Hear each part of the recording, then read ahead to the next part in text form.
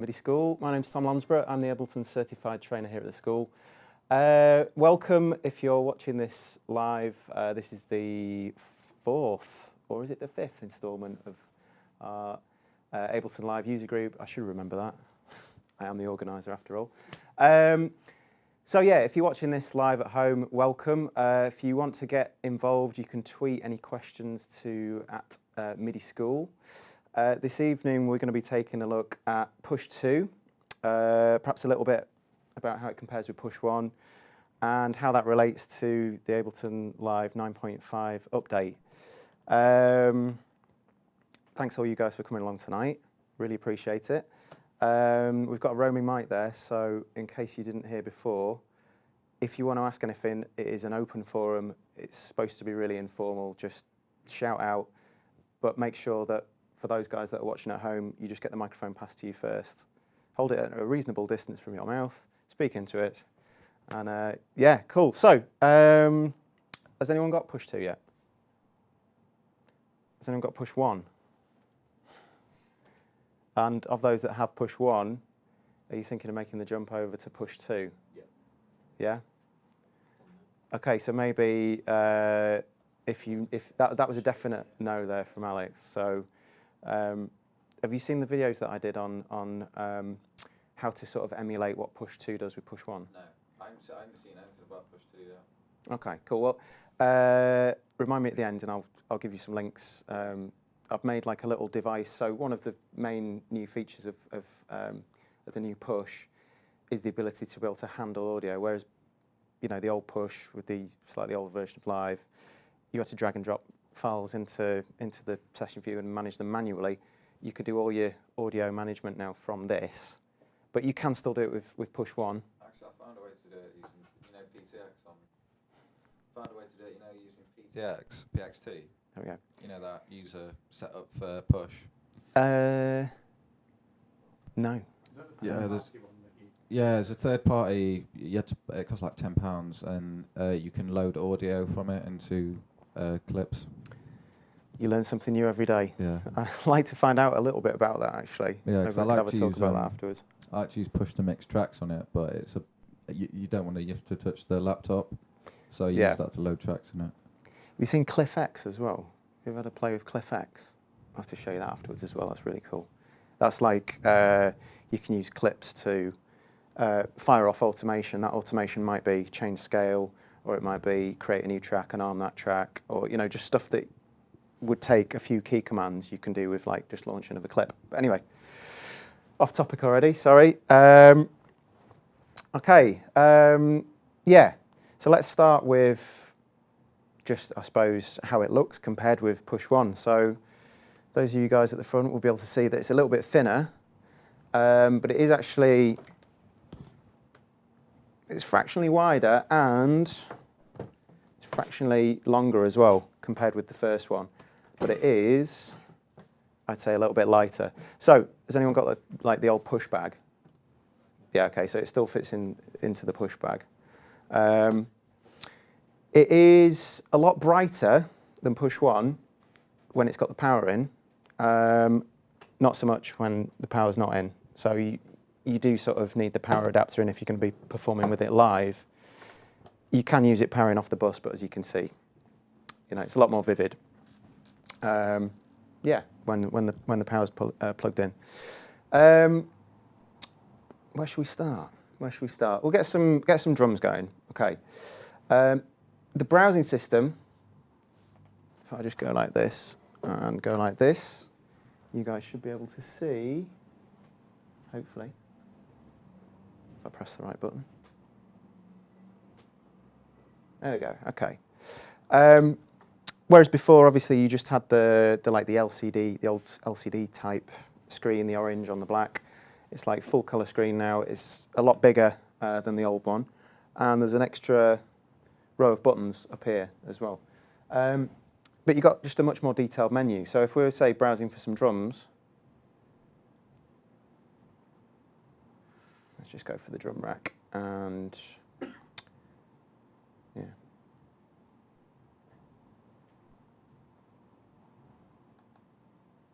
I can remember how to use it.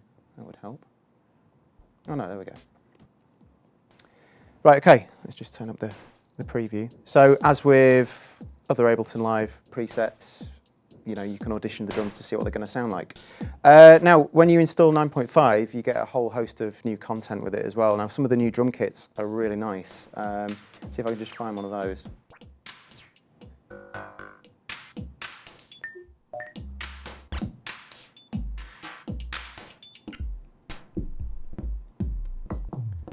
Of course, they're all mixed in with all my other... Has everyone got the Classic Drum Machines pack? Yeah, it's amazing. It's got all the Roland stuff. It's got Casio stuff. It's got Lindrum stuff. It's got Oberheim DMX. You know, thousands and thousands and thousands of pounds worth of drum machine hardware at your fingertips. Where's that from? Ableton.com. Okay. So have you got Suite or Standard? Sweet. Yeah, so you've got access to that. You just log into your user account, and then you have a big long list of packs that you can download. Is that the one that they updated as well? Because I remember in the changelog it said that they've got updated, better sounding versions of the 808 and 909 in it or something. You just say that again, Jos, sorry. Is that the one that was updated? Because I remember seeing in the changelog that it said that there were better samples for the 808 and 909. Pass. Although I'm a certified trainer, I'd never read the changelogs. I just go, oh, it's new, that's new, brilliant. So then it's more of a surprise. You know. I can't imagine how different an 808 and 909 can sound anyway, really. True. So, But yeah. here we go, actually. I've just found some of the new core drum kits. Just get some really nice sounds there. Let's go for that one. Okay, so it's the same sort of procedure as loading with push one. Just give that a bit of juice.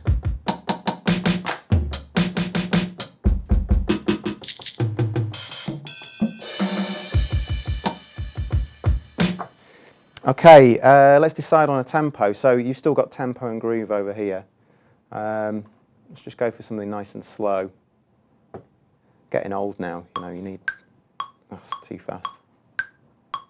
There we go. Something like that. So it's, those of you that have push one, is there anyone who hasn't used push before? Okay, so there's two areas that you can use with the drum rack to record some sort of pattern. You can step sequence up here, which is basically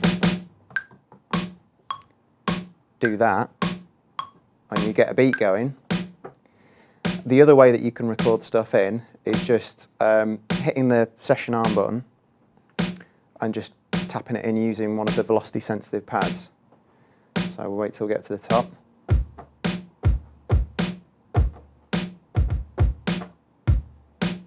And then just drop yourself out of record again. All the usual suspects that were down here are down here. So we've got quantize. And so it tells me on the screen here, you might have been able to see that quantized to 100% 16ths. So if I want to change the quantization value, I can just hold that down, get the choice of quantizing to, let me do that the other way around so you guys can see. You know, 16ths, triplet time, eighths, whether you include a bit of swing in there, and by how much. So if you want that absolutely rigidly snapped to the 16th, or if you want to keep a human element in there, you can just dial that back a little bit. What else can you do? For example, you notice this pad here is just a little bit duller than that pad there. If I just hold that down, it shows me the velocity, which says 88, compared with that one, which is 127. So I can use that rotary up there to just give that a bit of a tweak.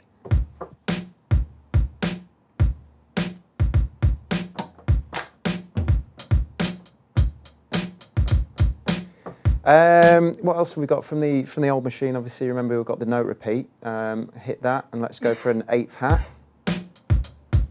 Pressure sensitive.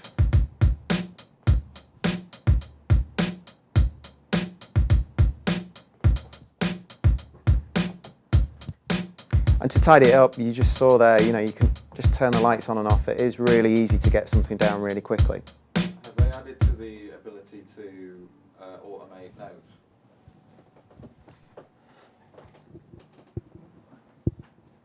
Have they added to the ability to automate separate notes at all? In Or what like- respect, offline or as you're recording? You know, when you hold the notes down and you can change the velocity. Oh, I see. Well, and we've got nudge, we've got note length, we've got fine tuning the note length, and we've got velocity. Yeah, and then there's the if we go over automation to the automation, at the moment I can see fade in, fade out. I can transpose it. Yeah. I can change the volume as opposed to the velocity.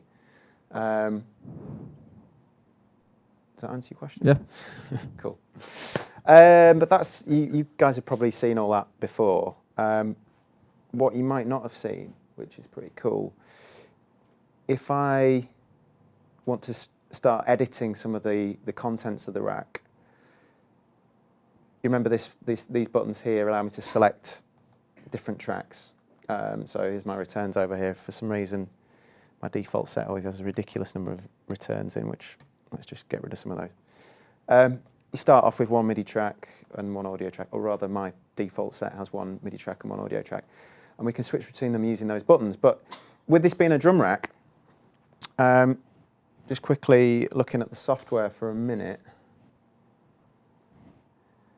You remember on the track you've got that little foldy button, which allows you to unfold and see a little bit more information about the rack. So we can do things like mute button or activate a button, track fader, panning, solo, that sort of thing. And previously, I think I'm right in saying that we couldn't access those controls from push 1, whereas now, if I press that button a second time, I get to see all the individual slots on the drum rack. And as such, if we just take a quick look at the new mix button, just go back to push for that one.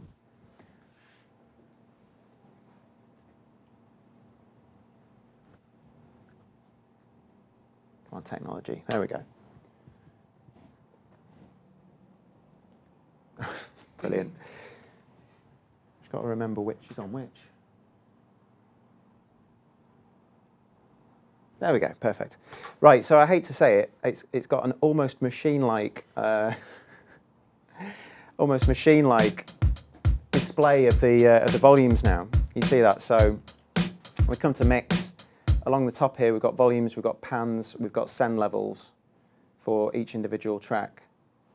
Panning, C is center, obviously, and then we've got left and right. If we come to volumes, and we open up the rack by pressing that button again, you see we've quickly got access to all the different volumes of the sounds in the rack, which is really, really useful. So you see we've got hi-hat, snare. The hi-hat's a bit loud. Let's just tweak that down a little bit. And so on and so forth. And then we can just fold the rack away like that. That's really, what you were saying before, who was it, about workflow? Yeah, that's one of the biggies for me, not having to look at that to go in and adjust all the individual levels of all the sounds. Taking that a little bit further. Can you do that with your synths on MIDI as well? Is there a way to expand, say, you add layers of synths? Is there a way to do the same? Let's find out later on. Let me load an instrument rack later on and we'll find out. I should put the caveat in there that I have only had this unit for about a week, so you know, any lack of knowledge will be rectified given the appropriate amount of time. That's my excuse. So, as with the older device, we can press the device button and we get to see some of the controls for what we're listening to. So whatever I hit here, first button here tells me we're on the drum rack. And then when I hit the different sound, that pops up here. If I click that, that allows me to access a choke group. So everyone know what a choke group is. Okay, so a choke group, you know, you've got a hi-hat. In real life, you can either hear closed hat and open hat or the pedal sound. You can't hear those three played at once.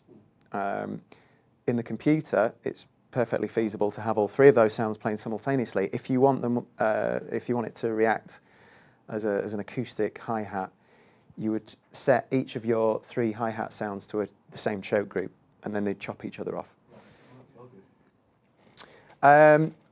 We can look at the simpler. A lot more on the simpler a little bit later on. But if I press simpler, I get to see the overall controls here. I access those using the rotaries. Global controls, that's things like glide mode, glide time, transposition, detuning, volume equaling velocity, or velocity equaling volume. The different envelopes, whether we are warping the sound or not, because we can now time warp inside simpler. We've got the filter controls, we have LFOs, and we've got panning. Okay, let me take that kick.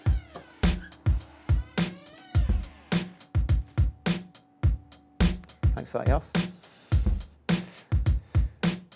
Okay, so I'm on the kick drum, simpler. So you know, like when you look at, let's just go back to the computer for a minute. Right, it's a lottery. Is this going to be the right button? Yes, right. Everyone remind me that 3 is the computer and 2 is push. So remember, when you load samples into Drum Rack, the sample is loaded into an instance of Simpler, the Ableton Live sampling instrument, and as such we've got loads of different ways that we can shape that sound. So I've just got my kick drum sample there. Hopefully, if I click on Filter here and turn it on, there we go, we've got these lovely controls now, which allow me to choose filter type. So we've got a low pass, filter frequency, resonance,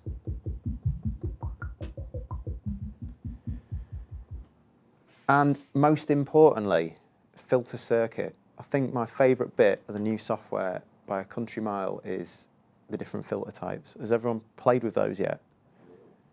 Okay, so you've got different filter types. Clean is the one that has always been there. And yeah, I mean, I've never used any third-party filters before because Live's filter has always done the job, but it's done it in quite a clinical way. It's the same with like the EQ and the compressor. They're pretty clinical, you know, fairly transparent. Now we've got access to this one called OSR, which is modelled on the Oscar synthesizer, like the, you know, sort of fairly rare English-made monosynth from the 70s, late 70s, early 80s. We've got MS2, which is modelled after Korg MS20, which is like a really nice, aggressive, harmonic sounding filter. We've then got this SMP, which again, I never read the notes, so I'd be lying if I knew exactly what that's modelled on. I think it's a combination of the previous 2. And then the last one we've got is PRD, which is modelled after the Moog Prodigy filter. So let's go with that one. Are these with like a new Ableton update or? 9.5, yeah. Yeah. Yeah, these will come with 9.5. Now, traditionally you've had filter frequency and filter resonance controls. Now if you pick one of those other circuits, you've got filter drive. Now this will probably send the master into the red, so actually, let me come out of this 1 minute. I'm just going to dial back the volume on that kit. Let's go back to devices. Takes me straight back there. We've got this filter drive. So if you listen to the kick,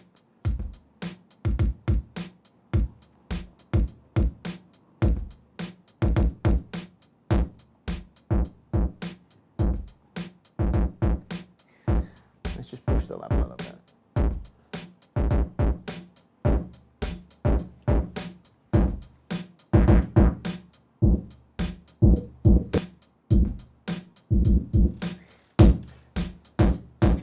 Just get a really nice crunchy sound from that filter. Now obviously I've driven that to extremes just so you can hear the effect.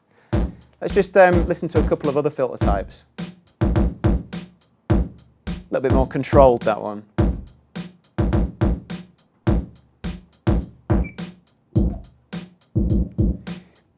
Now actually what we should do is try that on you know, some melodic content later on. But suffice it to say,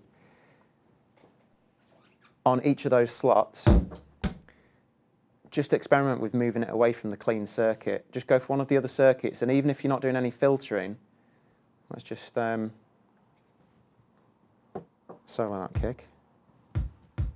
Actually, I should point out what I did there. You got mute, solo, and you got stop buttons here, which you didn't have here before. You had them over here. You had like stop and mute and solo and stuff. If you just hold solo, you know, you can solo your different sounds, or you can mute them as well.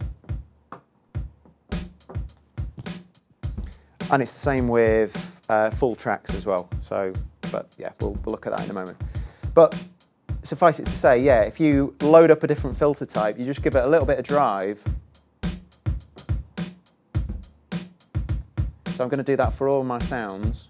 I'm going to turn the filter on. I'm going to go for the Oscar circuit, not doing any filtering. Just give it a little tweak. So I'm giving it about 3 dBs worth of drive.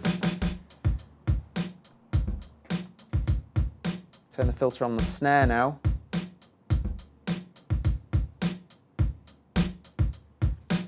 And it just like gives it a little bit of a lift, and you know, the holy grail is just making it sound a little bit more analogy for me, whatever that might mean. And those filters are just brilliant. You can put anything through them. So what I'd like to do a little bit later on is just show you how we can take a sample of pretty much anything, pitch it down, add one of those nice filters with a bit of drive on it, and we can make a bass sound out of it quite easily. So yeah, that's one of the new functions of 9.5. Let's just come out of that. So I'm just pressing the back button here to allow me to go to a higher level. So rather than you remember the 2 arrows here that allow you to dive down into the rack and see some of the inner workings. It's done using these buttons up here now. It's a little bit more easy to see what's going on. And again, it's going back to the workflow thing. What would put me off is, yes, I can have a look at the inner workings of the rack, but when I press that, I don't know entirely what it is that I'm going to see straight away, so it becomes quicker for me to look at the mouse. Whereas here, I go, okay, so hit my kick, so I'm on the kick, there's the simpler, click that button twice, and then I've got all the simpler controls at the fingertips there. So it just makes the whole process a little bit more hands-on, and it makes me less likely to go back to the computer. Right, what should we do next? Well, let's add a little bit of texture to that. So I'm going to add a track. I've got my dedicated buttons up here now rather than down here. Let's go back to push. You know, you were saying before about the filter. If it was still at like 20,000 hertz and you turn the drive up, would that still affect it? Yeah. Yeah. Yeah. It's just adding a bit of drive. Yeah, to the sound. whole frequency range, or just where it cuts? Yeah, it's boosting everything. All right.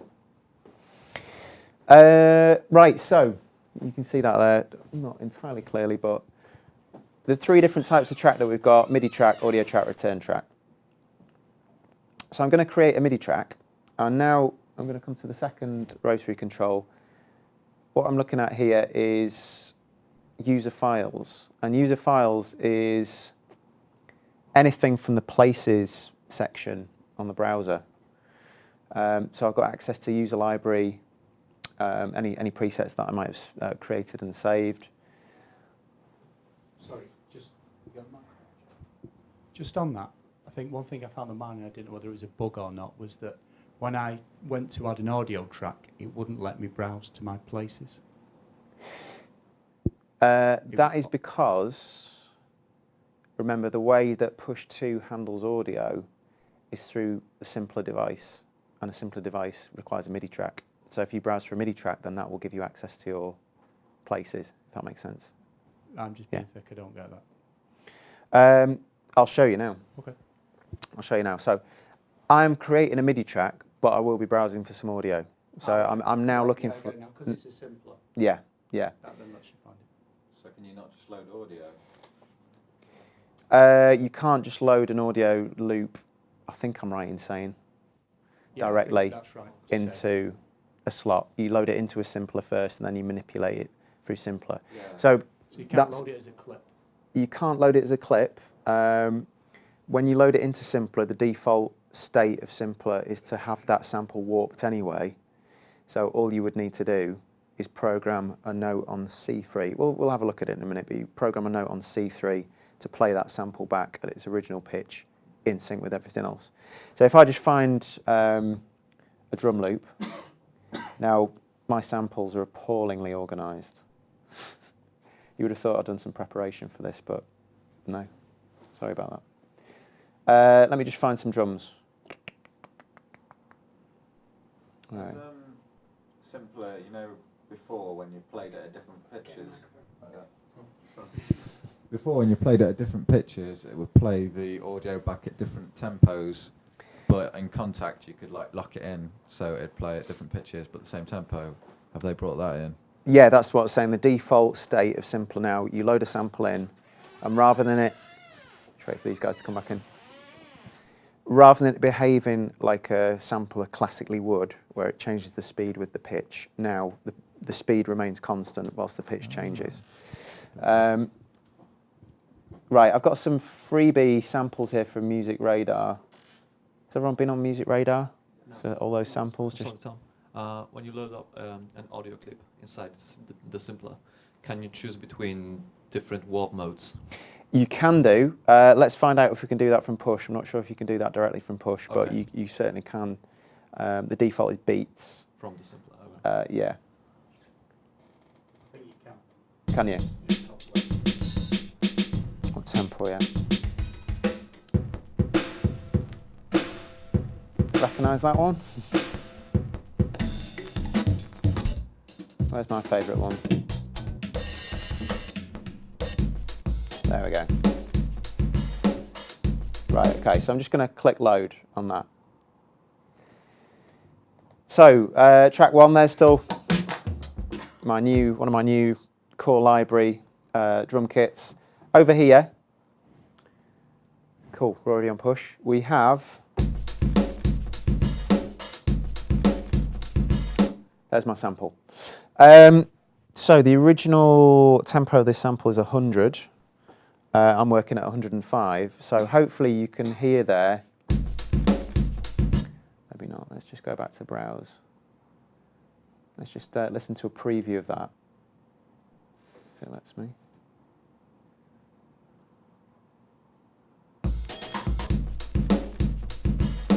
That's 100.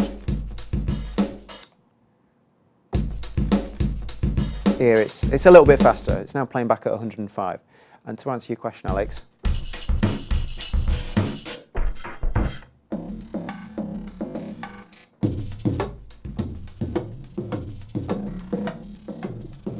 yeah, you can do that if you want.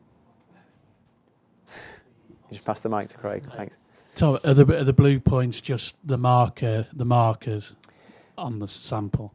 Blue points that you can see there are the root note. That takes us into a slightly different bit of functionality. That's it's the scale mode. So by default, what you're looking at here is C major. So all the sort of turquoisey notes are Cs. Right, but can you play any of the white pads if you wanted to as well? Right. Okay, thanks. Cheers.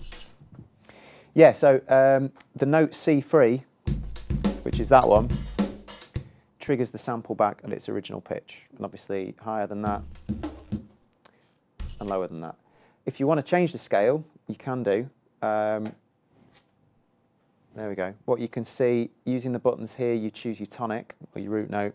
So you've got C, G, D, well, all 12 semitones, all 12 tones. And then here, you use the rotary, you can choose your type of scale. So there's loads to choose from.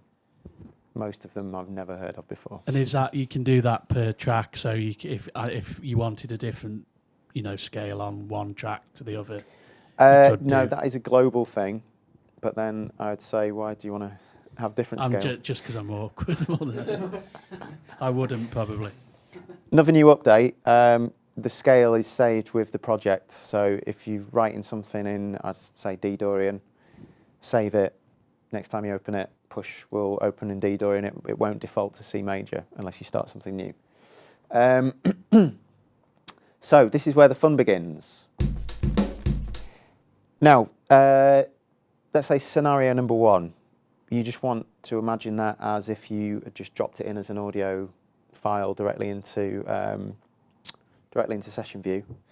How would you do that? Well, all you would do, I suppose, let's just get my drums going. A little bit loud, so go to my mix, my volumes. Let's just pull the volume down of that a little bit.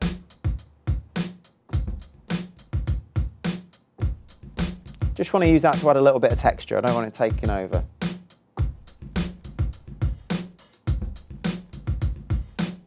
So we would need to just record a clip where that note C3 lasts for 2 bars, because that's the length of the sample.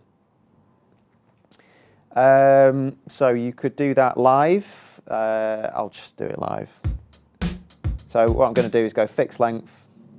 If I hold that down, I get to choose, and it's already on 2 bars. So I'll just start that playing. Recording's obviously quantized.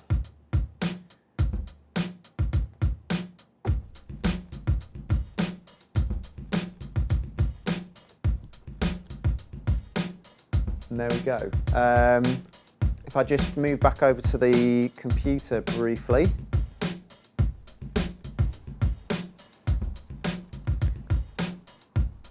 This is all that's happened. Just extend that. Just recorded that note. Let's just solo that. There we go. So it is behaving as if it was, an audio clip. Is there any way to freeze it using the push? Any way to freeze it? Yeah, freeze it and bounce it. That's a few steps ahead, that, Alex. But no, I don't think so. You mean as in just once you finish the entire project? No, as in like that track. Like if you right click on it, you can freeze it and then bounce it. Can you do that on the push? What you could do. Is there any way to turn it into audio using the push? Basically? Yeah, what you could do, what you would need to do is set up the input to an audio track. Let's just have that as resample, like that. Then. Sorry. I was just thinking, isn't it just cool, but isn't that more of an editing thing that you do afterwards rather than because that's built for composition, isn't it? More than anything. It is, but mixing. Never let it be said. That it can't be done, yeah, right. Yeah. Right, let's give it a go. So yeah, we've got the MIDI, and I've set up an audio track, and I've just told it to resample whatever's playing. So if I just solo, or rather, let's just go over to the session. Let's just stop my other drums playing. So just give that a little bit more level. Now what I can do with push, and again, this wasn't immediately apparent to me. Again, you've got on the old one somewhere, I can't remember how you do it now, but obviously you could arm the tracks individually like that with the touch of a button. It's completely left me how you would do that on that machine now. But anyway, how you do it on push 2 is you hold session arm button rather than just press it, and then you tap the track that you would like to. You see now how that's armed. That's how you arm your tracks. You just hold session arm and just click whichever one you want. Now you go over to session, and you see now, in line with that new audio track that I've just created,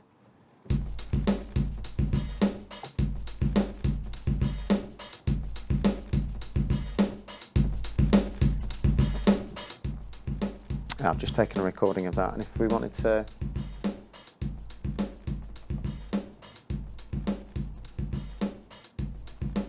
there we go, there it is. Obviously if you need to give that a little bit more level, remember when you choose resampling the audio from chooser there, it'll just take a snapshot of whatever's happening at the master track. So yeah, and did you have to touch the laptop to do that? I had to set the input to the audio track using the mouse, yeah. Tom, might be a bit simple because I'm fairly new to that. When you go to the arrangement view, does it automatically arm all the tracks so you can just punch them in and out to record? Well, the way that it's designed to work is in session view, first of all, you create your ideas, create and edit your ideas. And then when you're ready to record an arrangement, you just hit the main record button up here and start playing your arrangement using the colour clips. And then obviously any automation, any volume tweaks. You wouldn't say you wouldn't press record on the actual push, you'd do it on the laptop or the computer. Is there a button for the global record button on push? I'm not sure. Right. I will find out. Okay. No. I think that's another thing you would have to just go Yeah. record and then Okay. start playing it. Yeah. Stop picking out all the things it can't do. Sorry, it's just. It's all right. It's fine. I'm thinking of what I'm getting my workflow and how I can see myself using it, sort of thing. Have you taken the plunge yet? I can't remember. No, I'm not. I will be. In which case, you're perfectly right to, Yeah. you know, to try and. I'm sussing it out. Yeah, Yeah. I'm pretty much getting one because I've had to go on a. Well, a friend's got one. Yeah. Right. Let's just go back to this. That's like level one. You know, if you wanted to import some audio and you just wanted to have it behave as if it was an audio clip. Let's just stop that one playing. There it is. You know, there's my MIDI clip playing, triggering the extent of that sample. That's level one. Okay, so what else could we do with that? Let's just come back over to the push.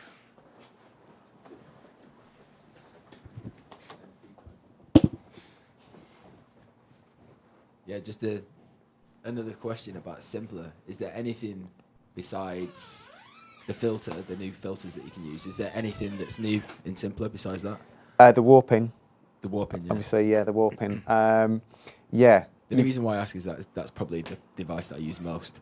So it's the one you know. This is a surprisingly brilliant one, which I wish they'd put on the main sampler as well. Let's just come back to that. One shot mode. In fact, rather than, you know, when I was holding the note down there in the classic mode, if I'd gone to one shot mode and just tapped it, it will play through the whole sample regardless of any volume envelope settings. So that's really handy for live performance. Really handy for live performance. Like I say, they just need to put that on the big sampler as well. But the other one that's really, really cool is this new slicing mode, which again, without wanting to draw parallels to Machine, is something that Machine did quite well. The ability to take a piece of audio to, yeah, you could automatically analyse the transient content in that, slice it up and be able to trigger the individual samples all using the hardware. Now, if you've used Live before and you can just go using the computer, right click, slice a new MIDI track. You can't see that. We'll come back to that in a moment, but what that does is it automatically analyses the transient content, slices it up. Each of those slices is put on a drum rack, and you can trigger those. If we just go back to the simpler, what we've got now, so I've switched it over to slicing mode using this control here. We can dial in the required amount of sensitivity, and you can see, not so well, but you see as I turn that up, turn the sensitivity up, we're getting more slices. So it's picking up more transients. I dial that down, and we get a fewer transients. Can you turn the transients off and just sweep through it? You can. Go on. Can you turn the transients off and just sweep through it? You can do that, yeah. Let's just try the sensitivity thing first. So obviously right now we're on about a third sensitivity. So it's only picking up the biggest transients there, you know, the transients with the largest amplitude. As we turn that up, we get more and more. The end game really is to try and, if you wanted to say, program a new beat from individual slices, to try and have one individual drum sound per per slot, like that. Yeah, like that, like that, like that.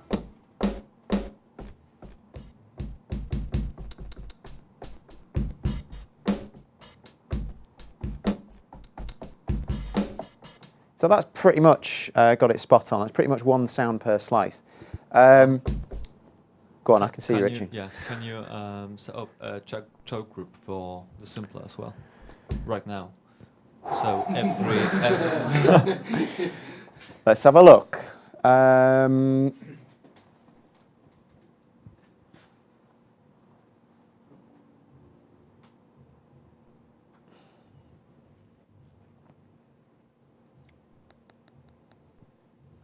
Let's have a look. Talk amongst yourselves. Can you? What you can do, hold that thought, remind me of it in a minute. Okay. Because what we can do, once we've sliced it up, is we can potentially convert that to a drum rack. And once we're on the drum rack, then yes, we can. So at a touch of a button, we could just convert that to a different instrument, and then choke groups are no problem. You might be able to do it inside Simpler, but that remains to be seen. Let's see if we can find that. Now, sometimes, where is it? Like that. Can you hear?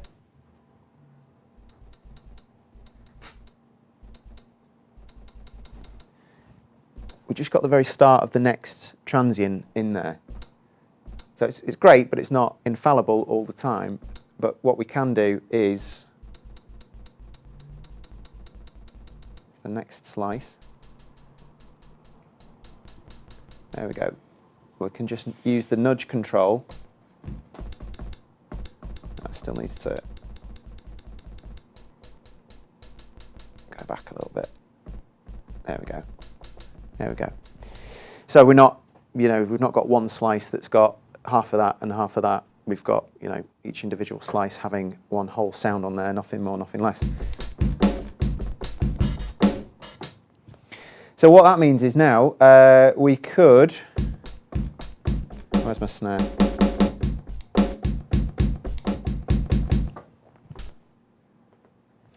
Let's go for, let's just turn the metronome on. Let's hit new. Let's just hit record.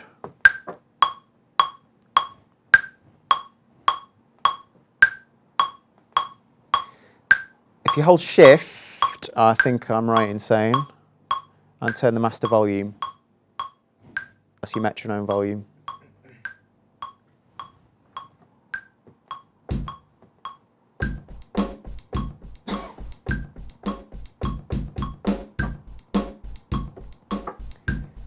So basically, you would use that if you wanted to. You'd use that method. Say you like the sounds that are in that loop, but you maybe don't like the order that you don't like the original loop, but you want to use those sounds. You could use that slicing method, and obviously you can make that a little bit more. It's a little bit broken up there because obviously that tambourine sound that you can hear is on the 16th. Therefore, my slices are all quite short. Therefore, what I could do, just find an innocuous sample like that. Just go repeat. Let's go for 16th.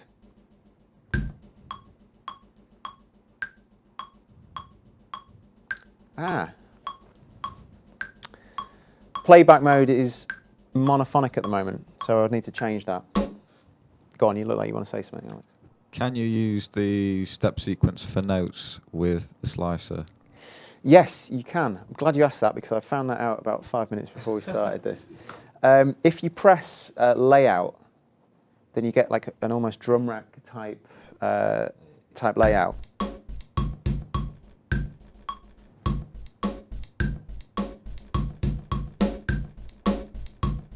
So you see the playback there. Don't know if you can see that. Now you see we've got three options. We've got mono, we've got poly, we've got through. So you can hear there, in fact, we're talking about choke groups before. Each slice by default is a choke group for the next. So that is the default behavior until you go poly. So I think that answers your question, albeit not quite as flexible as being able to set individual slots, their own choke group.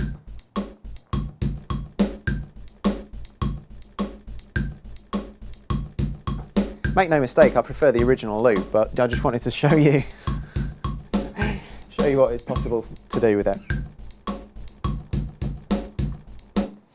Cool. No? Okay. Just one other thing that I've been on the small amount of time that I've had mine is the pad slicing. Pad slicing is totally cool, yeah. If we just come back out of that layout. So the layout is actually an extra button. Before you had to hit note twice to switch between sort of melodic step sequence or playing stuff live, whereas here you've got a dedicated button for layout. Well, I just learned something because I've been struggling with that. Right, there you Hours. go, yeah. That's good, we aim to please. Now the pad slice, yeah, if we turn the sensitivity all the way down to 0, and actually let's just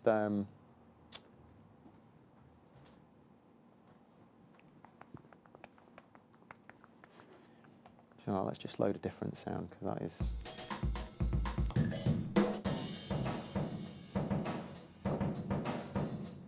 yeah, Ben's liking that one, so we'll go for that one.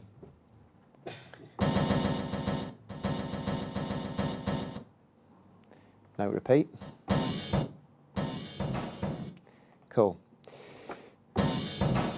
So if I switch that to slicing and turn the sensitivity all the way down to 0, it's as if we're in one-shot mode. Like that. Now what we can do is turn this thing called pad slicing on. And what it allows me to do now is, and I'm going to be wildly off with this because I've had a couple of goes of this pad slicing and I'm rubbish at it. So you can place your own slices in real time.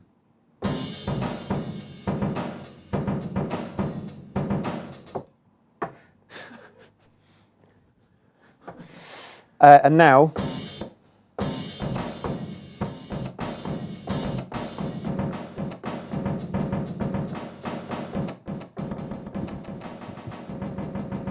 yeah, you can place your own slices. Go on. Can you go to each one of those slices and move its position? Yeah. Yeah. So like that one, for example. Let's just nudge that back a little bit. So that's better. Yeah, so you can go to each slice.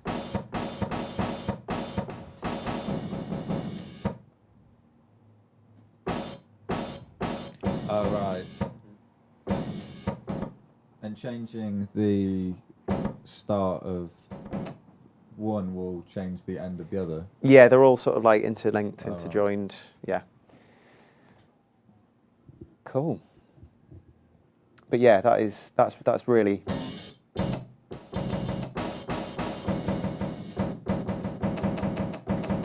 helpful. That I love that. It's just another reason why you don't have to look at that anymore, because it also prompts you to, rather than just, cause it's almost more difficult to load the loop, load the sample, and then program it to just play back as it was recorded. It's almost more difficult to do that than it is to do something creative with it. So it does get you away from just going, oh, I'll just use that loop, that'll do.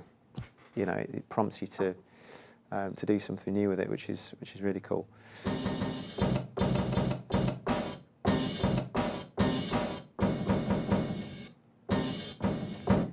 Just seeing if we can pull anything interesting out of that.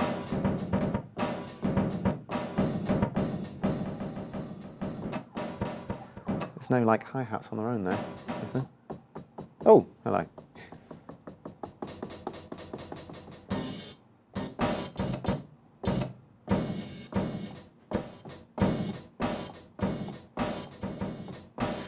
Right, so let me convert that to a drum rack. There we go. Sorry, I was just thinking about it. I'm getting too eager. And now I've ruined it. Hold on, let me just undo that. There we go. Right. Convert to drum rack. Okay, cool. So,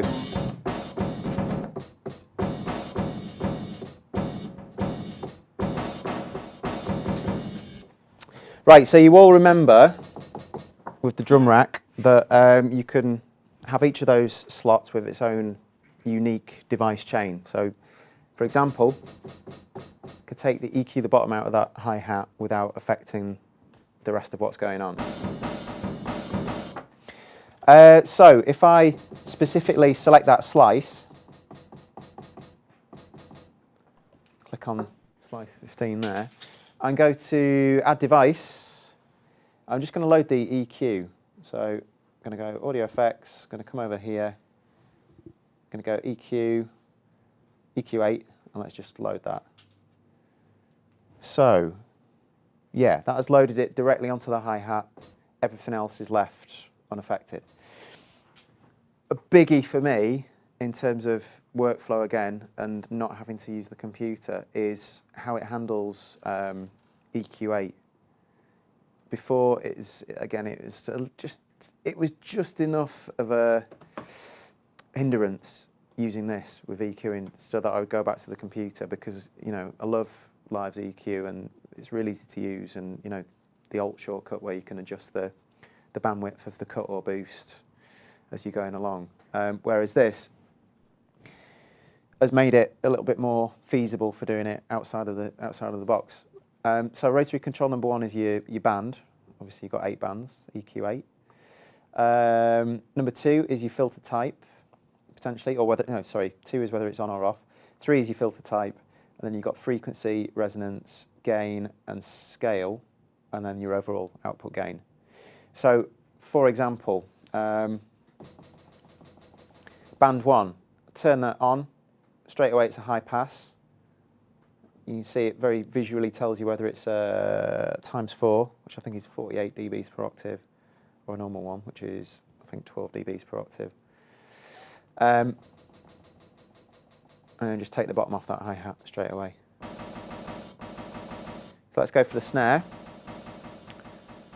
Let's just add device again. Let's go audio effects. And it seems like such a mundane thing, but just, when you're in the zone, so to speak, and you just want to do a bit of EQ quickly. Did I load that already? There we go. Did I?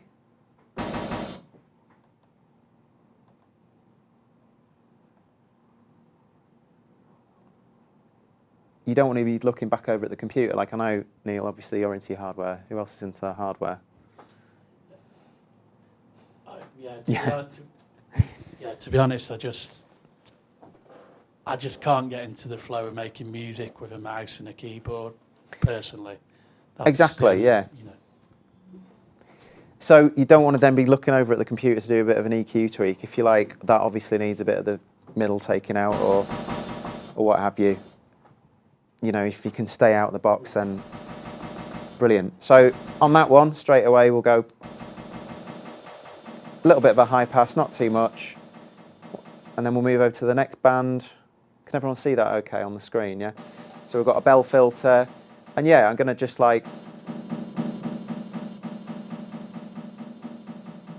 give that snare a little bit more. Obviously, I'm just accentuating that a little bit too much, but just so you get Ben sniggering. Yeah, that's how all my EQs look. Just go back to the computer so you can have a good laugh at that one.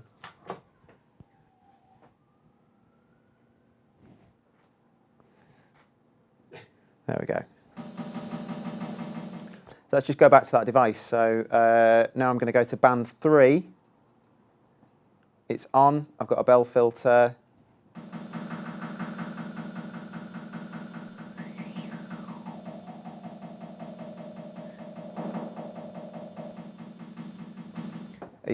Yeah. Does everyone see how quick and easy that is to just get in there and start carving things out? Tom, yeah, on that point, actually, that's brought up something. With EQ, when you're composing, you can sort of pretty much be as creative as you want. Is that true? But when you're mixing, obviously, it's a different matter, isn't it? But is that okay? I mean, if you like the sound, it doesn't matter if you've boosted it +12, so long as it's not clipping, If I was having to do that much of a boost, I'd maybe think that the sound needed re-recording, if it was an acoustic source, or if it was a sampler, maybe look for a different sample. But So you still do have to be slightly aware, even when your creative mode rather than your mixer. depends whether you want it to sound natural or unnatural, I suppose. Like you wouldn't do, like, say on a guitar, and you wanted it to sound like a guitar, you wouldn't start doing crazy EQ boosts and cuts everywhere, unless that's what the mix required. And you know, if you had a whole army of guitars, maybe you would need to do some crazy cut to get it to sit into the mix. And maybe when it is part of the full mix, it sounds okay, but in isolation, it sounds rubbish. So yeah, I get what you're saying. Yeah, that's cheers. Cool. Just trying to think what else there is on Push 2. You know, earlier you mentioned about its functionality with third-party plugins. Yeah. Would you be able to set up that functionality with an EQ, with a third-party EQ? Oh, that's a good question. Do I have a third-party EQ? Hopefully. It does third-party plugins, doesn't it? As well. Yeah. That's a big thing. That and it's auto-mapped. They're all auto-mapped, are they? I don't think they are. No. Right. Yeah, I just said I wonder. Do you know, is there any way of mapping the plugins to the controls of Push? Let's find The out. motor Never is done more this. than anything. So yet. I'm just going to load a fairly simplistic EQ. I've got the, where is it? Right down towards the bottom of the list. Just going to load a Poltec. Let's go for that one. There we go. Right, so yeah, actually, yeah, it's mapped out to. So it's got two banks of parameters. The first bank, we're looking at what is the low frequency going to be? Is it 20 hertz, 30, 60, or 100? Then we've got the boost or attenuation. And that's so cool. Because me and you, Ben, were looking at that. What's it called? That soft tube. Is it Studio One or Channel One or something? And Oh, right. it's you basically, yeah, it comes with EQs, compressors, and what have you. But all your mixing is done from this like virtual hardware console. So you could just. There used to be a bit of hardware. I forget who made it now. Focusrite, was it? Focusrite used to make like an EQ unit like that, a desktop. The Liquid Mix. Liquid Mix, yeah. Yeah, but this soft tube thing, with the integration was just a lot better than. That's hardware. But now Controller, like, yeah. that is me controlling my wonderful UAD stuff with Push. Console One, that's it. Yeah. Oh my God. Things just got serious. Right, let's just try that with another one. Could you try it with a parametric EQ? Sure, if I've got one. Just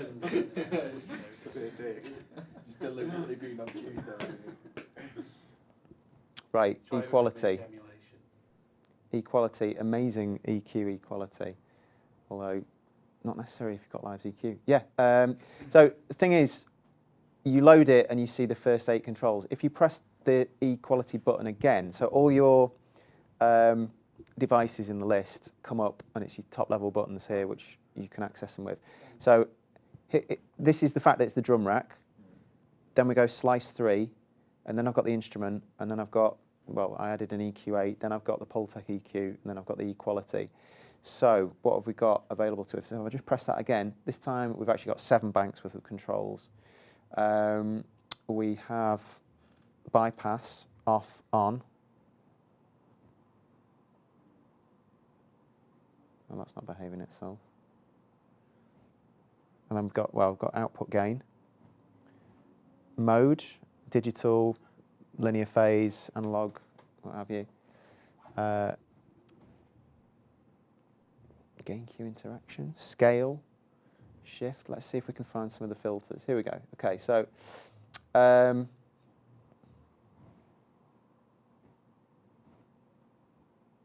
yeah, so there's my low cut. Are these banked across say if there's 16 controls that they banked, you can shift on to the next. Yeah, I've got set of controls 7 for banks that here, plugin, so yeah, for that plugin in particular. yeah. Then we've got, what else have we got? We've got another high pass there. Let's move over to the next bank. Okay, so, oh yeah, here we go. Band 1 gain.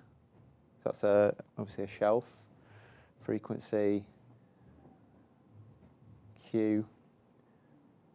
Type. Oh, we can change that into a, do you know, I never knew you could do that. What else have we got? Learned so many new things every day. There we go. Yeah, so it does work, but I'll be perfectly honest. I tend to use Live's EQ all the time for anything clinical, and then UAD stuff for anything that requires a bit of colour. But So can push control absolutely any plugin. I mean, putting you out there on, I suppose. I know, yeah. Right, let's add another track. That's what the internet, it says on the internet, I've read it says it can, but I'm not sure it's officially supported, like, you know, on the native instruments you have to do the NKS is in format. Any variable that you can like MIDI map, you'll be able to.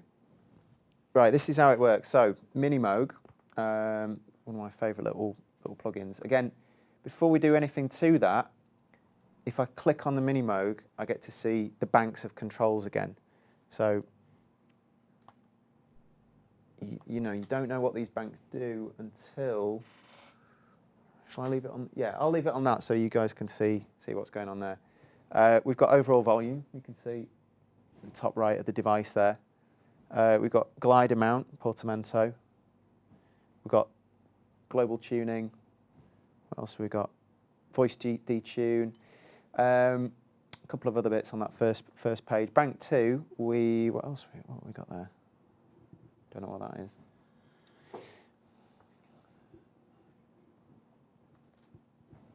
There you go. So you see, as you move through the banks, you've got access to different parts. So that's like your oscillators. But what you could do, just before you ask your question, Craig, what you can do, I can't remember the exact number, it's either 64 or 128. You see, if I unfold the track view device, I've already got loads of different parameters mapped out. Mm. And that's what push is going to be controlling. But what we can do is say, click on the configure. Like a lot of that stuff I'm never going to be using. Like, for example, so I rarely use that. So let's just delete some of that. Let's delete that. Dry, wet, delay. Not bothered about that. Let's get rid of. Say, for example, just for argument's sake, those are the parameters on the device that you always make use of. What you can do now is you can go right-click and you can go Save as Default Configuration, so that every time you load up that plugin, you'll be able to have straight away hands-on control of those parameters and only those parameters. Cool. But I'm not going to do that because then I'll ruin my Minimoog type thing. What you can't do is browse any presets which you would have to access using the third-party interface. So I wouldn't be able to access these presets here from push. However, what you could do is if you create presets that you like, remember you can always save them. So if I just click that and go, I would be able to access that from Push's browser now, or Live's browser. Sorry, Craig, what you Yeah, on the same thing, what I would like to do with it is, once you've chose your patch, record the synths live while recording the automation, you know.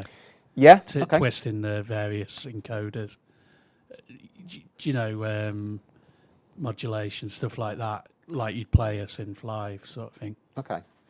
Let's see if we can do that then. Have we got any drums? No, I think we shall go back to, let's just sack that. Yeah, I'll do. Right, so, Let's go back to the push. It'll let me. There we go. So we've got our MIDI track there. There's our original drum kit. There's that thing, that sliced up loop, which yeah, I think we'll leave that out for now. We've got a new MIDI track here. Let's add a device. Let's go to. Are we going for an external plugin or are we going for something internal? I'd kind of like to see whether it works with a third party. You the boss. If that's all right, yeah. Because it probably Yeah, that's cool. won't work with Ableton, I'd imagine, with Do you know what? Yeah, let's go for that. yeah, Let's go for that Arturia because I really like that. because that'd be just brilliant. Oh, no, there you go. Can you see? There's that instrument preset. Oh, you can't see it, but there's Tom's Moog pops up there, so I could access that using that button. Brings up the presets. There we go. Let's go back one. So I'll just load the blank device. This is the button that I would be pressing. So you see, these are the 8 controls that I'm given, but as soon as I press that button again, pardon, there's all the banks. Let's just go mixer.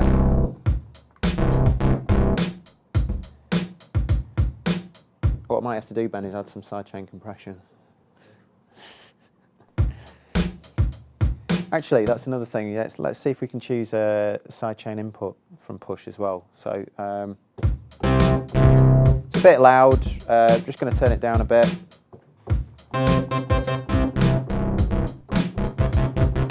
So yeah, just before we start automating that stuff, yeah, let's go. Sets the scale still, and The scale is C major until I change it. Yeah. even with third party, Yeah. Yeah. MIDI is those, isn't it? So, Let's go to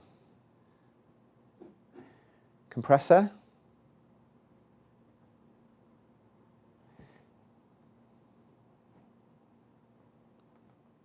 Let's load you. Let's come out of there.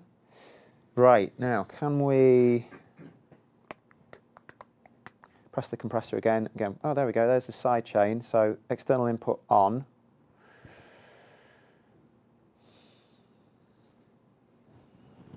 Is it going to let me choose an input?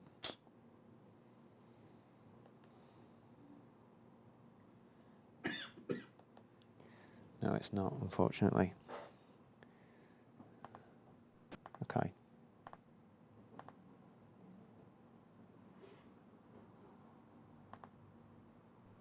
I like this. This is a candid, open look at plus points and any potential downsides. That's fine. I'm sure Ableton will be more than happy that we've pointed all these out to them. it's a lot to expect it to do everything. It's an ongoing process, isn't it? I don't think anyone expects it. Exactly. To do everything and, It's one of my biggest bugbears is a new piece of kit gets released and people start looking for the shortcomings. There's on YouTube comments. YouTube comments. Yeah, it's like saying to a guitar, well, why can't you make a noise like a synth? It's like there are certain things that it's designed to do and there's certain things that it's not designed to do.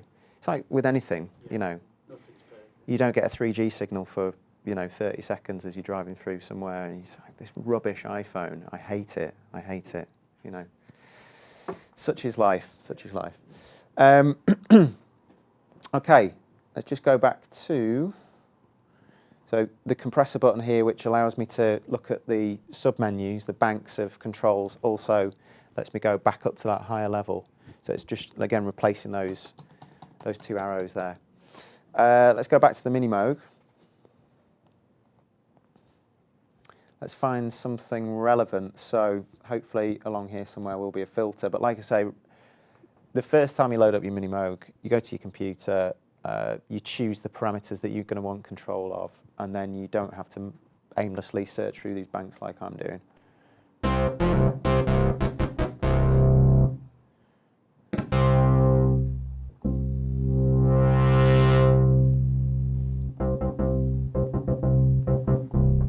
Okay, what are we on there? We're on like a couple of sawtooths.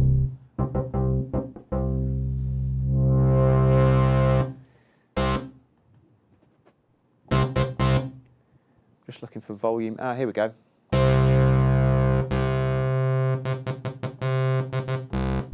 Just want a little bit more of a simpler sound. You know, going back to your big lead sounds, the more oscillators you have playing simultaneously, maybe in different octaves, maybe with slightly different tunings as well, so they're not all perfectly tuned. When they're perfectly tuned, it's like people stood behind each other. You wouldn't be able to see the person at the back, whereas as soon as they start going, you know, tuned slightly differently. That's the cabaret analogy. The cabaret analogy for you there of oscillator tuning. Yeah, so I just want to simplify that sound a little bit. So I'm just going to turn the volume down on one of those oscillators. So I've got a couple of sawtooth there. Go back to, yeah, bank 4, there we go.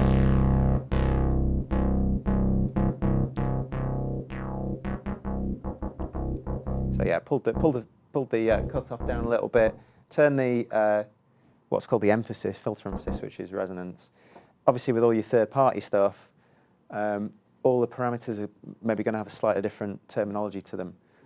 This is called def cutoff, def emphasis, def amount. I presume that's envelope amount. Yeah, there you go.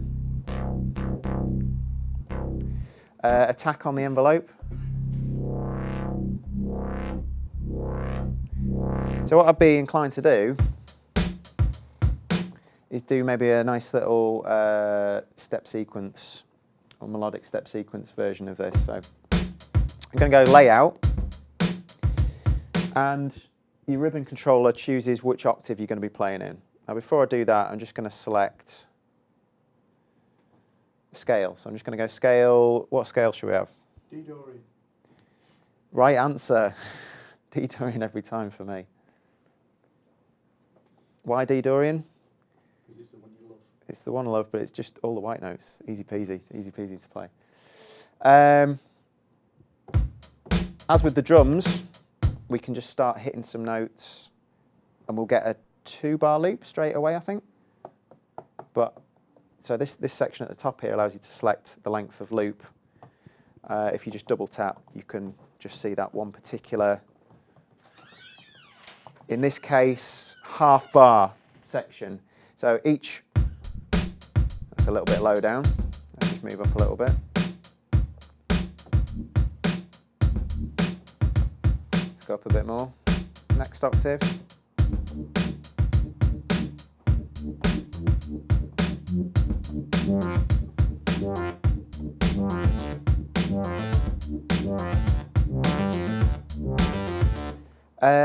If I was to set that as, instead of a 16th, half a bar, so I set that to an 8th, each step is now twice as long, therefore we can fit twice as many steps on the grid. So if I wanted to look at 1 bar there, I would need to have that set to an 8th. Would I? Hold on. No, that's 1 bar. What am I on about? 1, 2, 3, 4. 1, 2, 3, 4. Yeah, but anyway, let's go back to a 16th.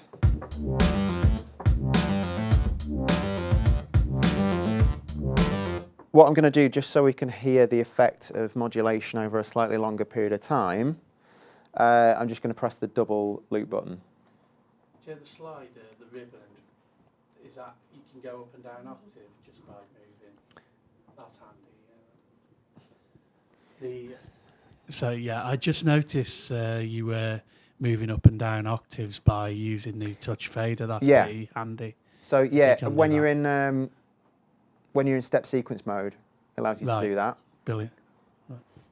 If we just come out of the layout, what it would probably be now is pitch bend.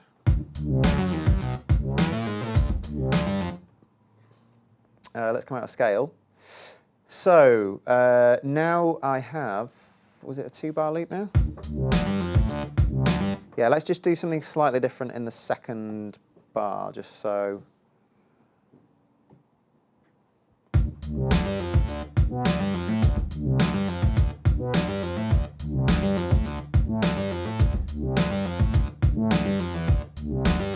Yeah, so it's like two slightly different versions so we can hear what's going on. Okay, so let's just come out of layout, although I didn't need to do that necessarily.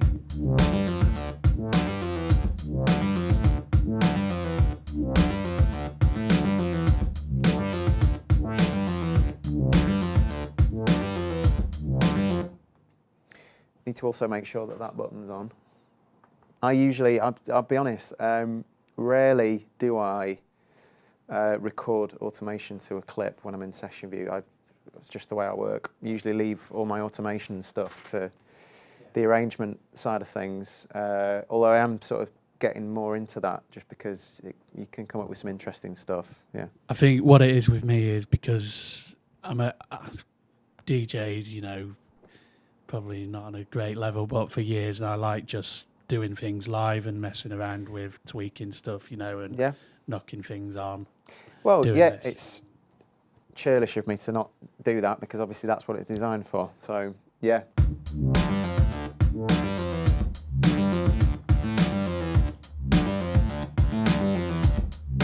You can see it there. It's going up and down.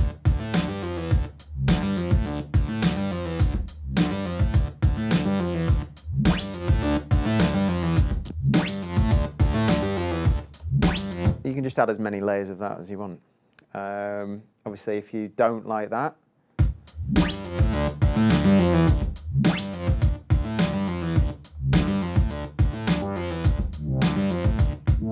just keep on doing. There's a quick way, yeah, just undo it. Right.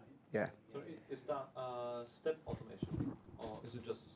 Sorry, I was saying, is it just a step automation, or is it how the display works? Oh, you mean, why was it Yeah, jumping so there? it's just jumping, I think it's just because it's a third-party plug, and we're doing about 10 different things. I'm streaming the desktop of that computer over to a computer next door.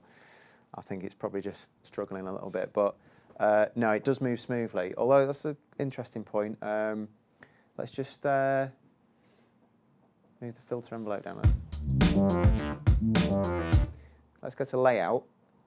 Let's hold a finger down on that note, and we can change the length of the note, as everything that we can do with the drum rack. But if we go to automation, hold that down, you see I can like just do step-by-step automation for each note if I want.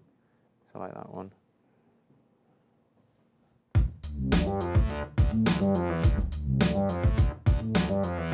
You hear those two notes quickly, filter opens and closes again. So you can do some cool stuff like that. Yeah, I suppose the point is it's just really creative. If you can find your way around it, you don't necessarily need to be a musical maestro to start getting some really cool sounds out of it. What time are we on, anyone? I'm 10 past 9, okay, cool. Just didn't know how long I've been waffling on for. I think I know the answer to this question, but is there anything that they've done about 32-bit plugins inside of 64-bit? Is there anything they can do about that? You can use Because they're having to bridge at the moment using the JBridge. Yeah. I just wondered if they'd incorporate that sort of software. No. It's one or the other. You get the 32-bit version download or the 64-bit version. Yeah. Isn't that bad, surely? It is. No, it's fine. Yeah, I've never used it, to be honest.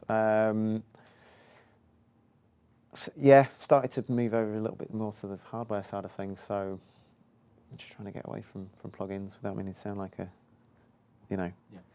Yeah. Which plugins are we talking?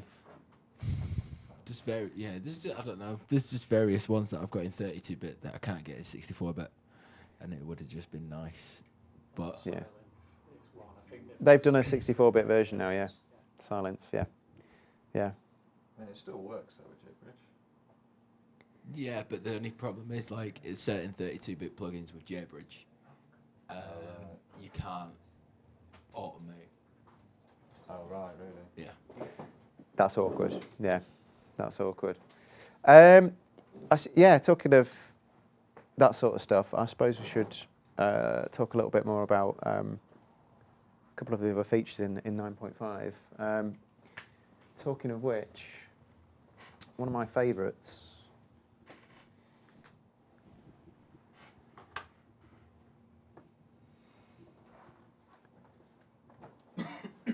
close down that massive synthesizer. Is the RMS metering? What are you going to ask? What's the need? Well, it's really handy for you to compare. It's not, I'm just asking. That's fair enough. To compare the dynamic range of the music that you're writing with music that's been professionally mixed and mastered. So if you say you drop on a techno track into live, you can see the peak level, but then you can see the RMS level. So if you've squashed your track and obviously it's peaking pretty much at 0, and the RMS level is also getting up towards 0, it's going to be hugely fatiguing on the listener's ears ultimately. So it's showing both at once. Yeah, so the dark green is the peak level and the one at the front is the RMS level. So if you look, the peak in the background is a lot more responsive. The RMS is like an average level, and that's how your ears work as well. They don't pick up individual peaks. They give like an average loudness. You see, that's a lot more sluggish.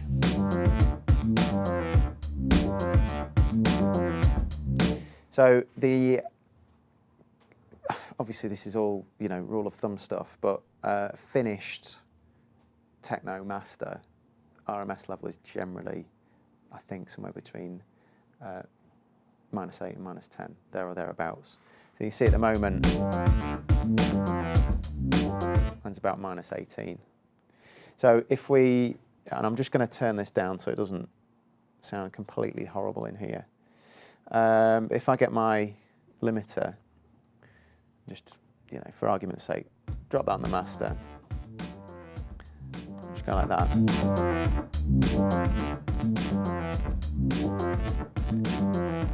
You see peak and RMS are pretty much the same point. Whereas if I back off on that a little bit,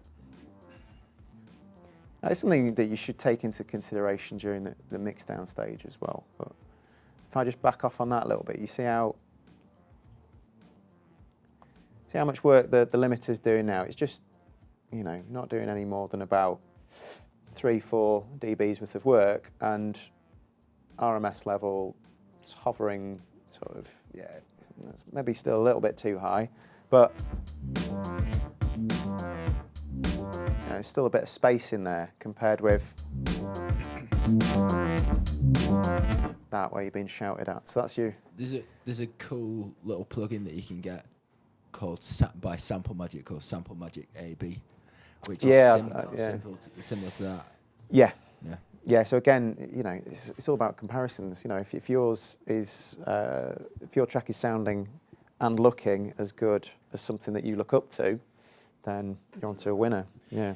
Yeah, I've got that plug-in, but for bands. But I was wondering then, when you're composing a song in Ableton, if it's mastered, if the mastered version that goes off to the mix engineer is going to be -8, is there anything we can do at the composition stage? What level should we be?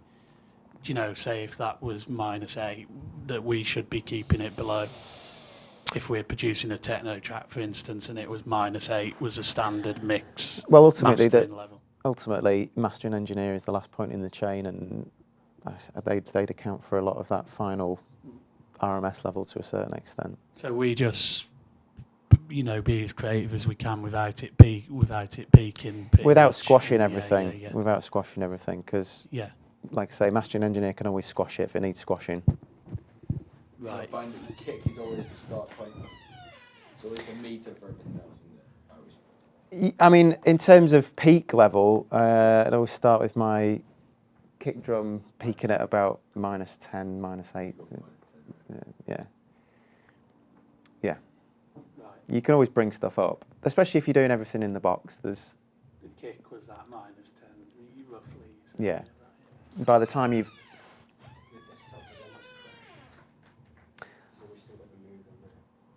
So the kick's got the loudest. desktop presenter has crashed. Hold on.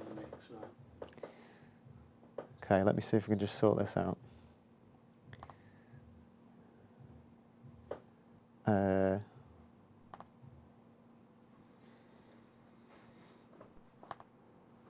Okay.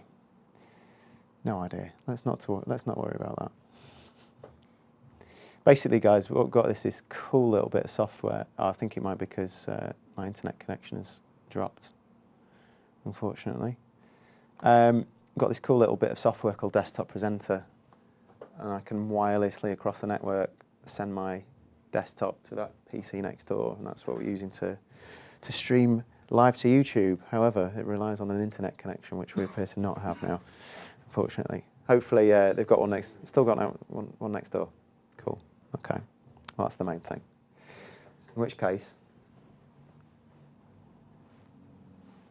no, it's okay. We can leave that as it is. Right. You were saying, yeah, new stuff in live. New stuff in live. Yeah. In terms of, like we were saying, making stuff a little bit more analogy. You know, that Minimoog is pretty analog sounding, whatever that means. I hate using that as a sort of blanket term, but I suppose as opposed to something that's cold, hard, and digital, like say Massive or something like that. It's a great synth. Dynamics to it. Yeah, just I suppose not perfect. That's got tone to it and colour and that sort of thing. There's a couple of new synths, isn't there? There are, and we've got the microphone. Anyway, yeah. Hello. I believe there's a number of new synths for Suite. There are some new synths for Max for Live, yeah. Sorry. But just before we do that, auto filter. Even if let me just drag that onto.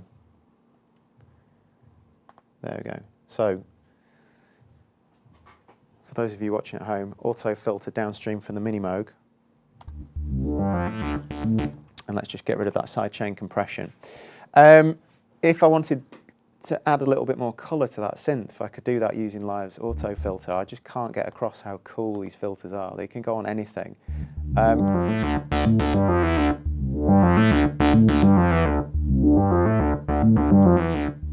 Just adds a bit more depth to it.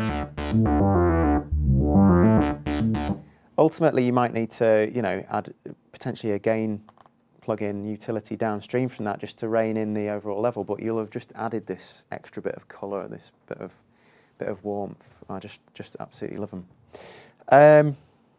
Where are we going next? New synths. Yes, there are 3 new synths. In fact, let's just sack that Minimoog and let's just have a look at.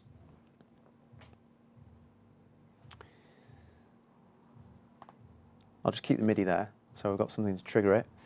Max for Live, Max Instrument, and one's called Bass. There it is.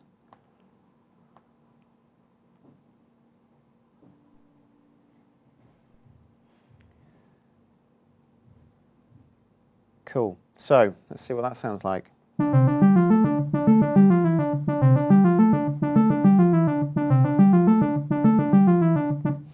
Now, this is like I say, I've not seen this at all. So let's have a look at this. So it looks like we can independently blend 4 different waveforms. We've got sine, sawtooth, all the usual, culprits, pulse, and triangle.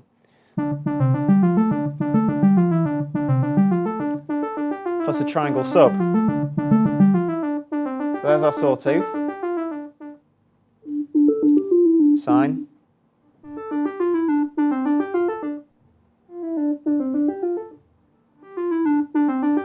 That's nice. Analog.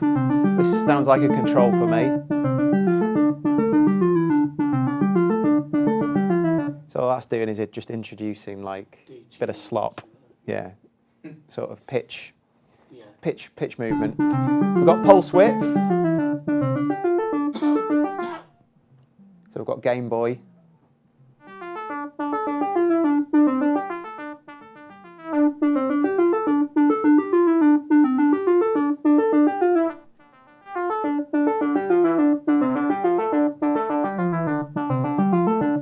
Quite like that. Nice little bit of delay on that. That'll ready to go. Bank 2.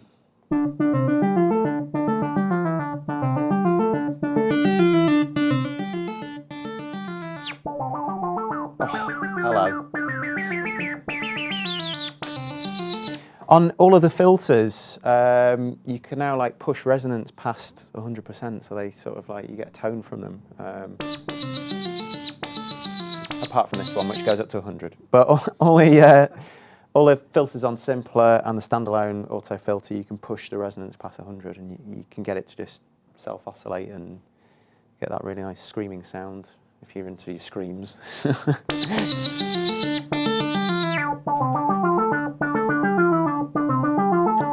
That's nice.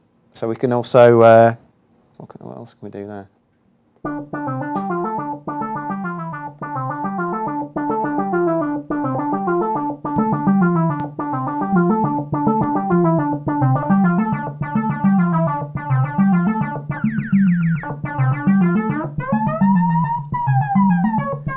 Ring mod and sync, where we can sync up oscillators.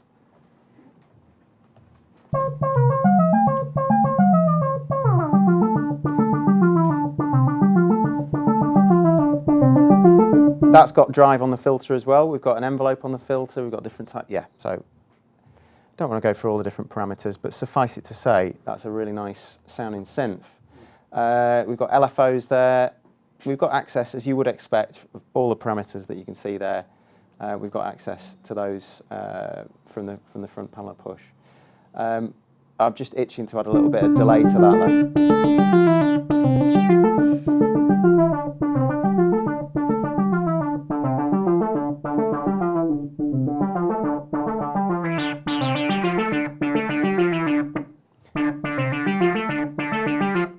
Okay, so I'm just going to add a track. Let's go add a return track. Let's go for, I'm going to go for one of my UAD ones. I know, posh. This one that's, where is it? Cooper Time Cube. This is so cool, this one. It's like one of the cheaper ones. It's got like a two sort of delay lines, the left and right if you want. You can pan them left and right. It's called a garden hose delay, whatever that is. And then let's add that. So if we go to mix, along the top here, oh well, no, I won't bother changing it, but we've got volume, pan, and then all your subsequent send levels you can access from there, so it's just dead quick to start blending. Let's press B.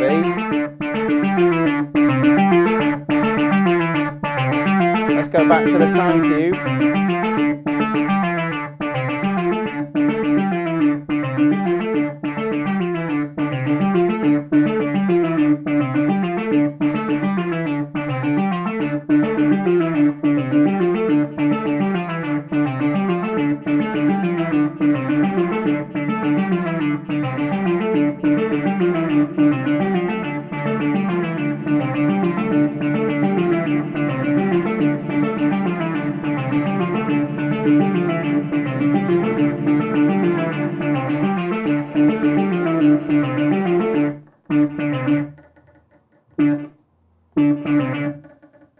Need a bit more decay on that, I think.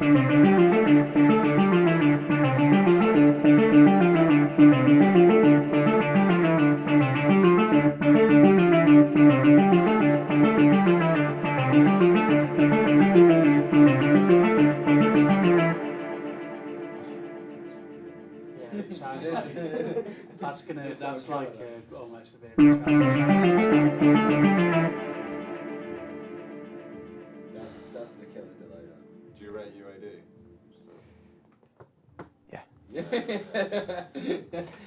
Yeah. Yeah, I've spent a lot of money on UAD stuff. Is that one of the standard plugins you get with UAD? No, that's one that actually Dave Z Bias recommended that one to me, and I was like, "You sure?" Because it's it's like one of the cheaper ones, but you can go from like stuff like that to just really subtle. You know that the whole thing at the moment of like big main room house tracks, the drums just seem to be so wide and like big. And if you just set the delay time like really short on that, and just blend it in. So yeah, really short delay time, relatively short decay, and just dial in a little bit. It just goes like that. Yeah. You run the risk of your phase. You do. You just got to be Careful. careful with it. You know, you can apply that. Add quite a lot of stereo element to it. Yeah. Yeah. Yeah, it does. Yeah. And you don't want like how many elements? I know it's like We've got the microphone there. it's like very specific, but like books I've read say you don't want too many elements in stereo because it takes up too much room. Yeah, I mean, if something isn't true stereo, like say you've got two microphones, say a stereo recording in this room would be one microphone there and one microphone there. Yeah. So as you're speaking, there'll be slightly more of you in that microphone than that microphone, and then Craig will be over there, so there'll be more of it. So that would be like a genuine stereo signal, whereas yeah, a lot of synthesizers output pseudo stereo. Which, yeah, if you have too many pseudo-stereo sources, where pseudo-stereo is where the signal's split and then there's maybe a bit of chorus added to one side, so it's not sort of like true stereo, Yeah. and that can get a little bit busy. So you just got to think, is it a mono sound source, like a drum? Although, you know, a lot of samples that you get from sample packs, especially like Native Instruments samples, they do have, you know, quite a lot of stereo characteristic to them. But if you say you're micing up a drum kit, you had a mic on the snare, that would be a mono sound source, you know. So is it just different in difference in the left and the right channels that makes something stereo? Yeah, Right. yeah, yeah. And no matter how minute, it's just. Yeah, that's good to know. So something really minute, like just the ambience of some other sound, can just make it stereo. Here's one for you. Let's find a sample. Okay, yeah, I've got a full track here, so let's just use that. Just turn that down a bit. Although I'll probably get in trouble for broadcasting that live. Yeah, YouTube are pretty on it when it comes to license infringement, copyright infringement. So let's have a look. What have I got on my desktop?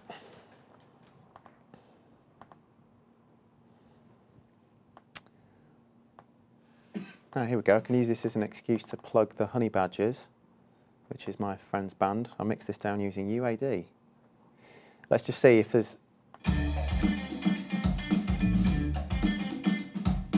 any stereo parts to this. Hopefully there will be. Although they did send me like bass drum overheads, just two mics, so maybe not. Let's find out. So I'm going to get EQ. And have you used the MS mode, mid-side processing? So it splits the signal into the mono component, stuff that's the same in both left and right sides. I've got the And then Zoom mic that does that, you know, the recorder one, the little mic. I've not done it in Ableton, but there's a mic that Zoom do, H2N, I think, that does it. Yeah. Allows you to process it afterwards. You know. So Can you just explain that again? So M is the stuff that's the same in both left and right. That's the mono component, and S is the side or the stereo. What's different in left and right. So you can switch between mid and side using that button. Now, if I take a low cut and just do that,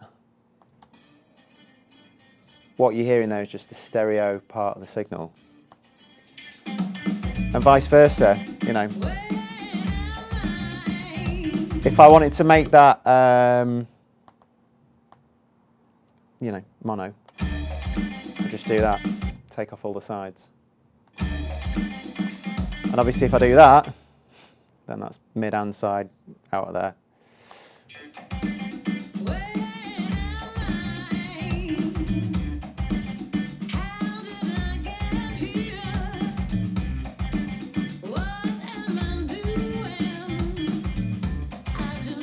Anyway, yeah. So you can sculpt the depth of the image with that plugin in a way. Yeah, in a way. So if you do what I did there, obviously to extremes, brighten up the top end of the sides, it sort of makes it seem a little bit wider. And you also might want to, like we were saying before, you know, you don't want too much bass in the sides. If you've got a big banging kick drum, you want that to be straight down the middle. So you could do something like that, and that would make it seem a little bit wider. Although there's plugins that you can use that do that, like Brainworks, yeah, or Waves Center, is it? Or Isotope, Ozone, Alloy, Ozone. Yeah, there's an imager in Ozone that allows you to do something like that as well. Cool. I'm just trying to think if there's anything. I know I'm just going to have forgotten something totally major.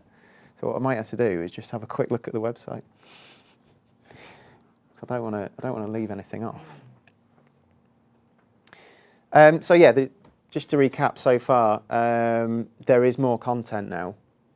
When you download the latest version, there's more drum kits, more sounds at your disposal, and they are really good. They are really good set of quality sounds. The new filter is just awesome, as you might have guessed. It's pretty much my favourite bit. Simpler now warps the sample as you load it in, and you can manipulate it directly from push.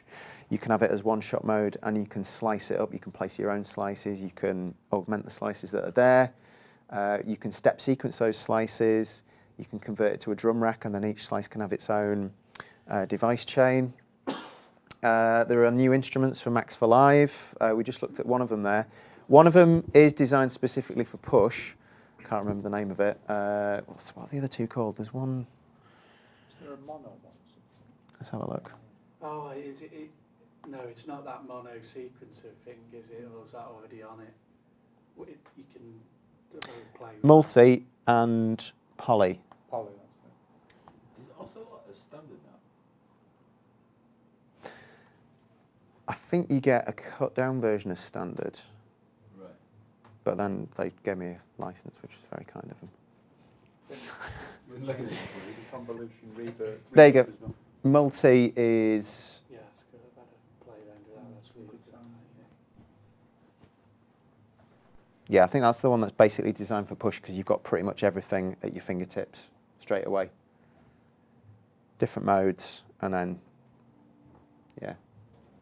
Wonder what that sounds like.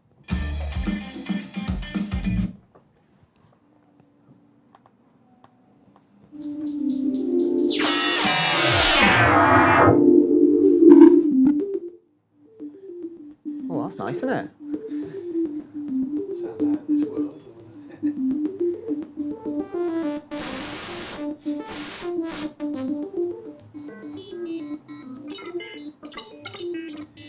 Don't play that late at night, mate. I think there's some sort of invasion coming. Sleep. Game Boy stuff there. Oh, that is so cool.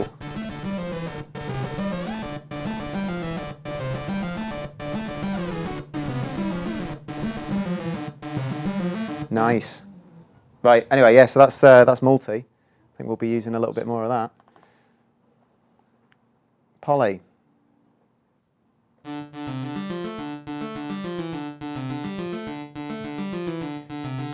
Again, you can independently start blending waveforms, which is, I like that. It's a nice way of doing it. It's like Juno or something, you know.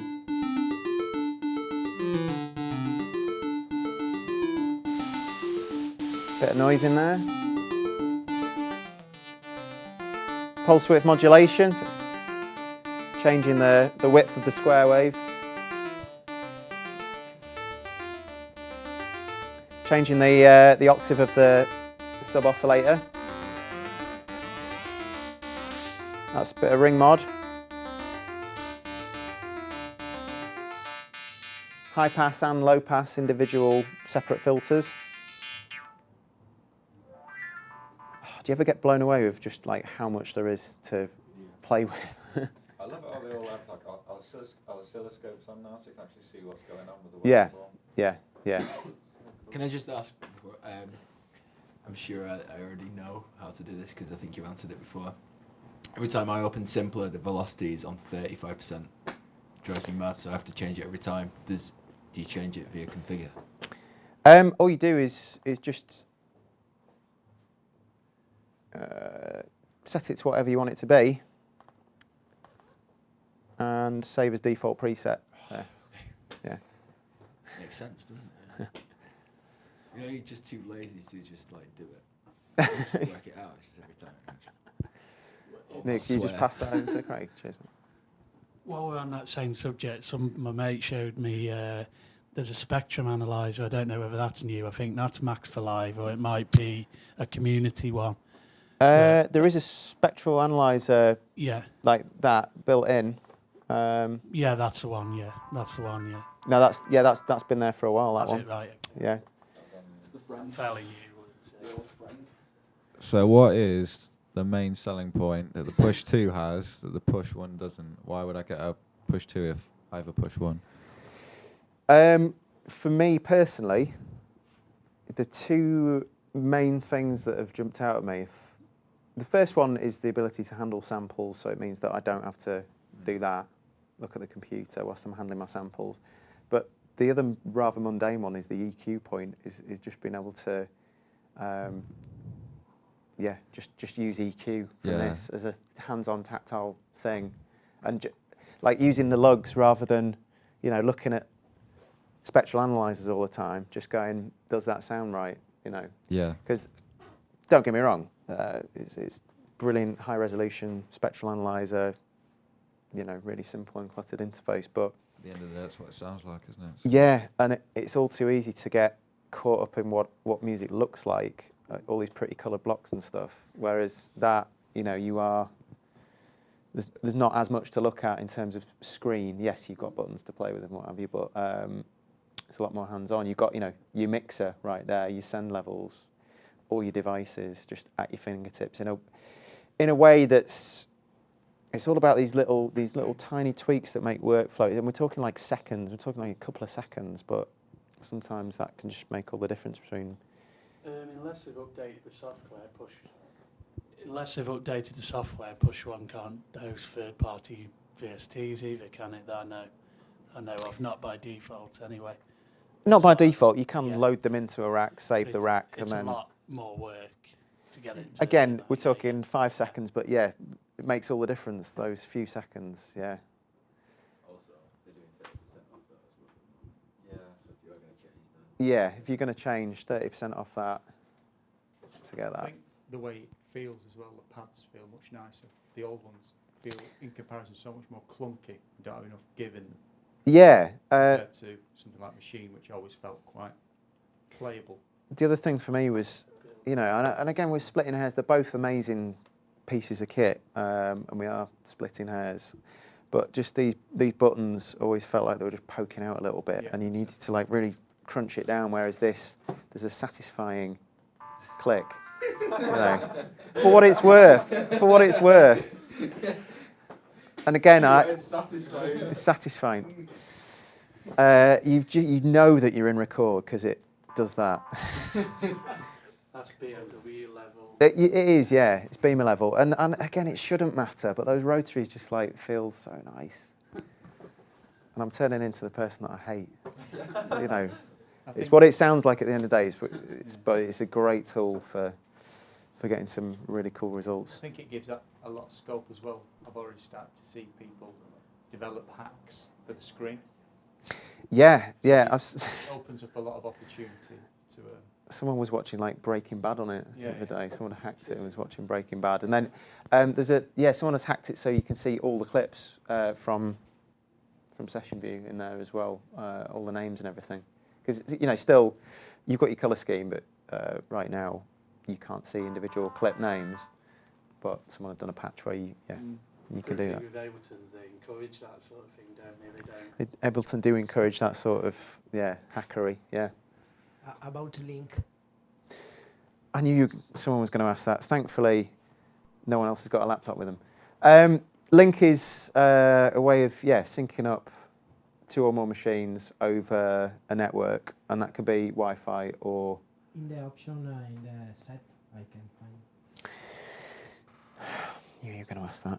Not played with it yet. I presume it comes under MIDI sync. Should have done my homework, shouldn't I? I'm not sure. Is it actually out yet? I'm not sure. There's a beta. There is a beta. But I just have not had the time to look at it. It's a very simple process, I know that much. I know that when I was watching the keynote, there are certain apps now that have it built in as just an option. So, you know, yeah. So if you open your Korg app, it will be there under options to just link. And it is really straightforward. Like when I was watching the keynote, they just sat down, just pressed the button, and it just all synced up straight away. And it was tight as. It was really good. Practical application of that would be, you know, 2 laptop setup for live performance. Say you're performing off one, for whatever reason that one goes bang, you've got one just there, synced up, ready to go. Just on a slightly separate note, has anyone ever played with Touch Able? I have when I've not got an iPad at the moment, but I've used it. But I really like the look of the Jazz Mutant, the Lima version of it, Touch Control. Yeah, I've not seen that one. You know the old Jazz Mutant. They've done a version, and I just like it better. I don't know why. I just got on with it better. It just reminded me because have you seen what Touch Able is? Yeah, I'll probably interrupt with the. Just turn that off. I was going to ask you what Able is. What's that, sorry? No, it doesn't matter. Now, the best way of doing it is to. Oh, no, I can't do it because I'm supposed to be sharing my screen, aren't I? But if you set up if you tether your phone to your computer. You what, sorry? I'm not sharing it, yeah. And I can't do it now, unfortunately. There's this app, Touch Able, which then allows you to control any parameter just via 3G or 4G. So what that means is, it just reminded me because we were talking about Link, and I stupidly only discovered this the other day. And if you do any of you perform live, as it stands? If you do end up performing live using Ableton Live, with all due respect to all sound guys, a lot of them don't, you know, say they've been used to engineering bands, and you go and play at a venue that, you know, historically as hosted bands. Sound guys sometimes draw a blank when it comes to electronics. When they can't see something making a sound. So in other words, to cut a long story short, you can go front of house with this, you know, and just play with levels, EQ, anything. You can even play stuff from your phone if you want. It's just, yeah. It's a massive tangent. Maybe we should look at that another time. But I really wished Ableton would make an app, but I don't think they're going to. Well, who knows? I mean, you know, they've just released that massive link protocol, which is going to be built into probably. They could make they don't have to make it to compete with Push. It can do something else like XY pads, for instance, that you possibly couldn't do on Push. You know, it can complement it. Well, you can do. Yeah, I know you can do that on that as well. You can do XY pads on that. It's always good when the company that actually makes the software makes a version of it as well, though, because it's tight, isn't it? True, but I've had no problem with that so far. Yeah. Right, guys. Before we wrap it up, oops, phone's on silent. Before we wrap it up, does anyone have anything else briefly wanted to talk about? No. Cool. Well, thank you guys for coming along. I've realised that there's so much more that I need to brush up on Push 2. But if you've been watching at home, thank you very much indeed. Hope you enjoyed watching it. Please join us again for another MMS sessions or another Ableton Live user group. Don't hesitate to get in touch. Our website is midischool.com. Please subscribe to our YouTube channel, or if you want to drop me an email with any Ableton related questions, it's tom@midischool.com. Thank you very much for watching.